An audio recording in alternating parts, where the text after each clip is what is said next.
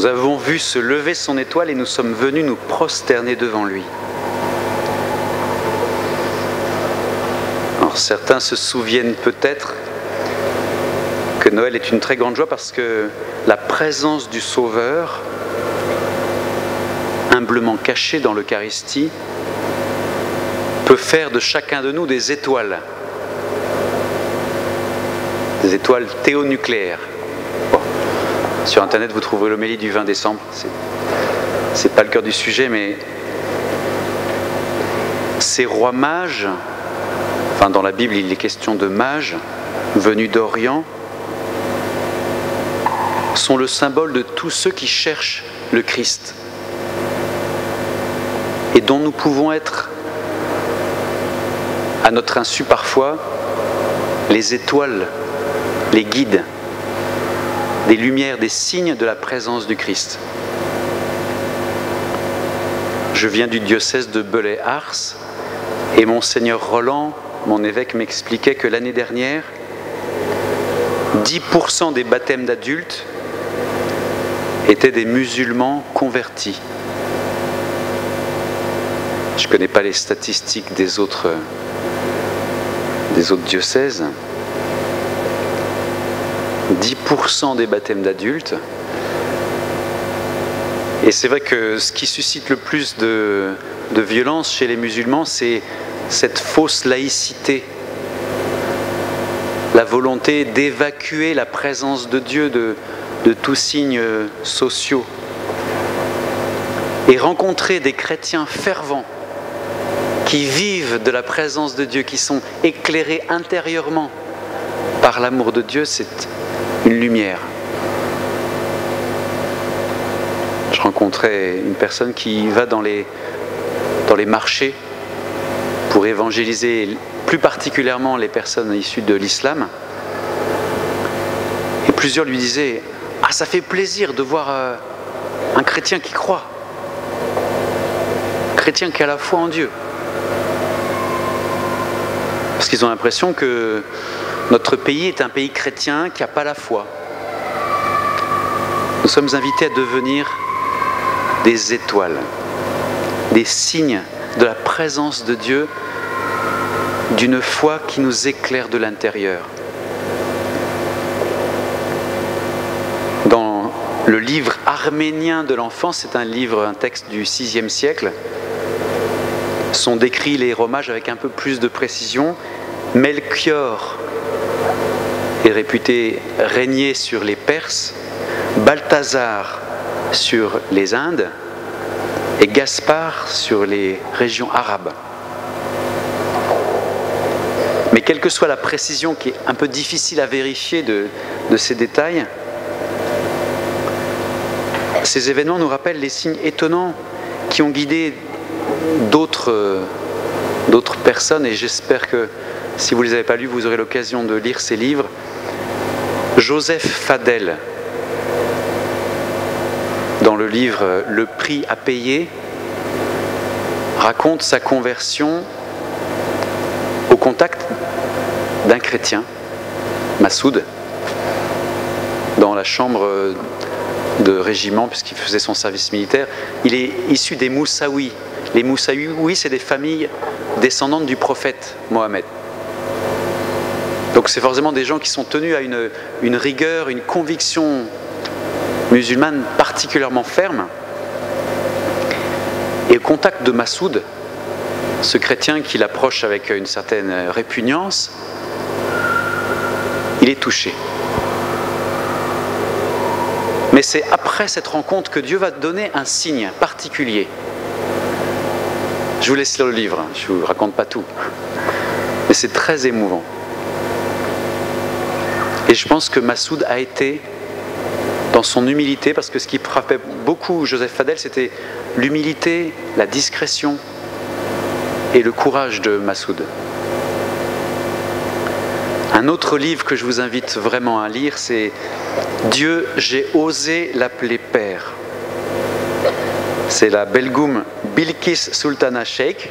Alors bon, mais Dieu, j'ai osé l'appeler Père, vous trouverez le titre et le nom de l'auteur. Donc c'est une femme pakistanaise, musulmane, d'une très grande famille très riche du Pakistan, et qui va rencontrer des chrétiens qui viennent visiter son jardin. Elle a un jardin magnifique. Et après cette rencontre, alors qu'elle considère les chrétiens comme des infidèles, des mécréants, Dieu va la toucher. Ces chrétiens, par leur humilité, par leur douceur, ont préparé la rencontre du Christ. Nous sommes invités à être des étoiles. Alors bien sûr, l'étoile de Bethléem est un petit peu particulière. Vous avez entendu qu'elle, c'est une étoile qui vient se poser juste au-dessus de la crèche. C'est un petit peu étonnant. Anne-Catherine Emmerich, qui est une femme que Benoît XVI a béatifiée, a eu des lumières intérieures, des visions très étonnantes, et elle explique qu'en fait, cette étoile était issue de la présence d'anges qui se sont mis à faire resplendir une lumière le jour de l'Annonciation. Alors vous allez me dire, ça y est, il est parti dans des histoires pour les enfants, on va décrocher, on le laisse planer dans ces hautes sphères. Alors, si vous voulez vraiment éliminer les anges de la Bible, vous risquez d'être obligé d'arracher 10% des pages, 10-15% des pages. Jésus lui-même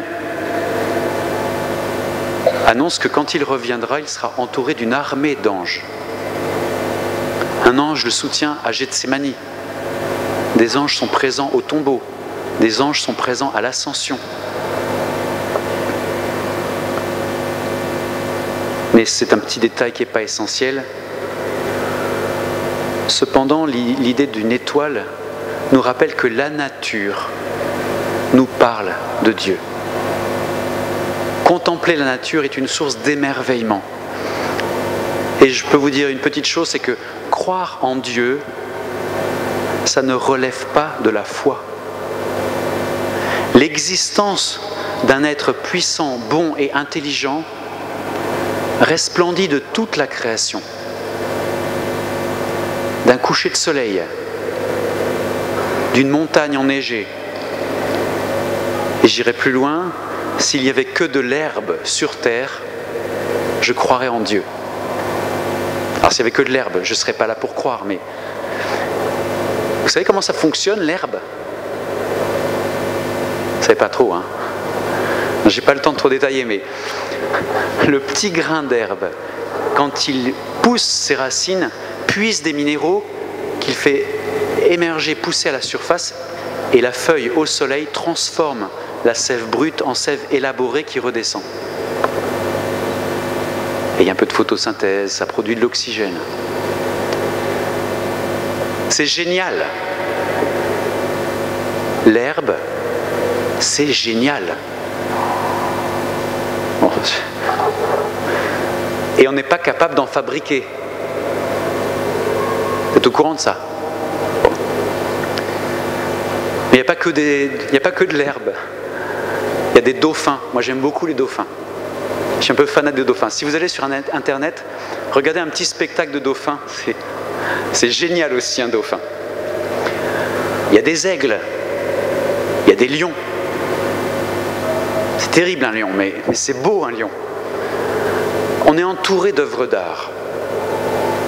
Alors c'est sûr, si votre bureau professionnel est fait de moquettes et de contreplaqués peints, contemplez peut-être pas la beauté de la nature, mais peut-être que pendant les vacances, vous avez pu vous promener un peu régulièrement. Laissons-nous émerveiller par la nature. C'est un signe d'une présence intelligente, puissante et débordante de générosité et de tendresse.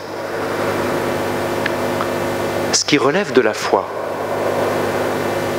c'est que Dieu se soit fait petit enfant.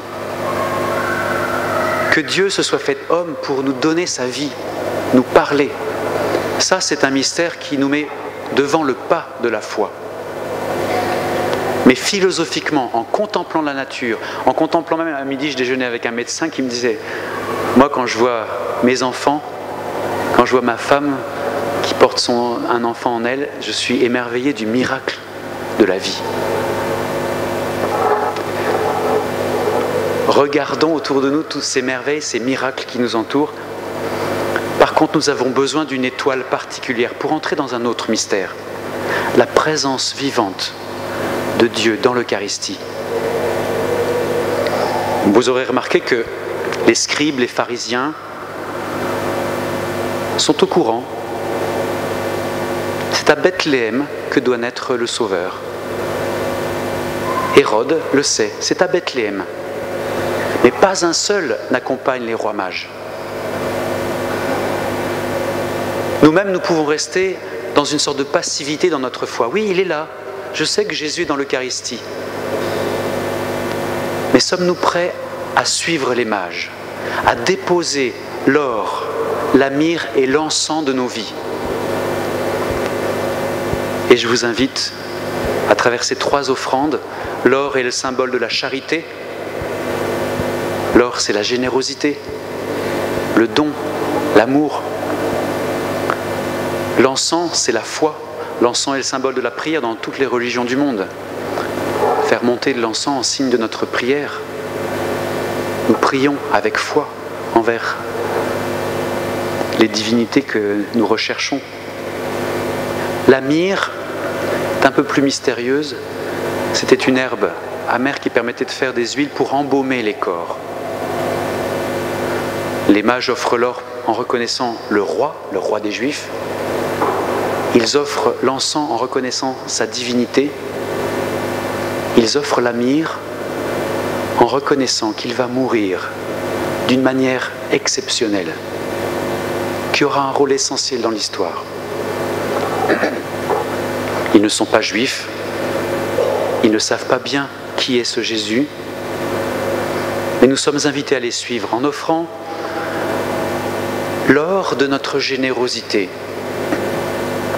Je viens d'apprendre qu'on venait de franchir un cap. 1% de la population mondiale détient à elle seule 99% de la richesse mondiale. C'était jamais arrivé.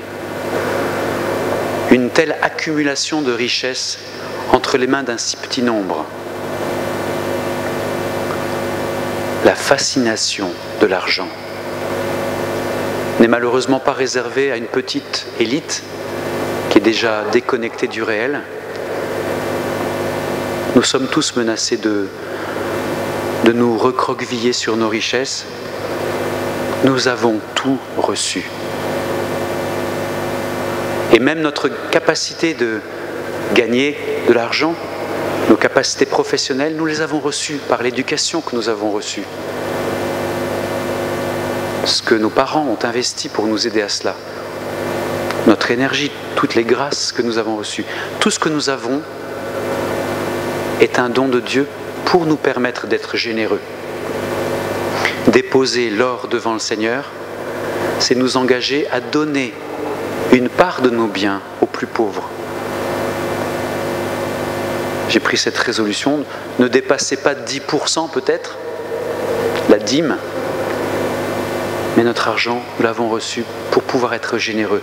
Dieu nous donne un peu plus que ce qui est nécessaire. La myrrhe, nous l'offrons pour reconnaître que les souffrances ne sont pas une punition de Dieu. Nous aimerions être dans le confort, dans la tranquillité. Malheureusement, Dieu sait que dans le confort, nous nous ramollissons. Il permet des épreuves, il permet des souffrances, parce qu'il sait qu'à travers toutes ces difficultés que nous rencontrons, notre âme s'affine, notre courage grandit, notre humilité et notre miséricorde se fortifient. Ne nous décourageons pas, quelles que soient les épreuves qui peuvent survenir, ce n'est pas une punition de Dieu. Il sera avec nous, il a souffert pour être avec nous dans toutes nos souffrances. Et l'encens, pour finir, est une invitation à la prière. Une résolution pour cette année, c'est d'entrer dans le combat de la prière. Saint Alphonse de Liguori dit cette phrase assez étonnante. « Celui qui prie se sauve sûrement. Celui qui ne prie pas se damne sûrement. » Mais la prière ne sera jamais facile. Oui, on a des distractions. Oui, on trouve toujours des occupations autres. Mais la prière est le lieu où Dieu nous remplit de sa grâce. Et entrer dans la prière, c'est entrer dans un combat. L'adversaire voudra vous dissuader. Mais ça ne sert à rien. Tu crois que ceux qui vont à la messe, ils sont meilleurs que toi? Tu veux devenir religieux? Tu vas finir bigot. Vous reconnaissez cette petite voix? Entrer dans la prière est un combat. Ne nous décourageons pas. C'est là que le Seigneur vient nous fortifier, nous combler de sa force, de sa tendresse et de sa grâce. Accueillons-le maintenant. Présentons-nous comme les mages pour offrir tous nos biens, toute notre vie, quelles que soient les épreuves qui peuvent survenir, et notre foi. Il nous aime infiniment. Il se donne à nous maintenant dans l'Eucharistie.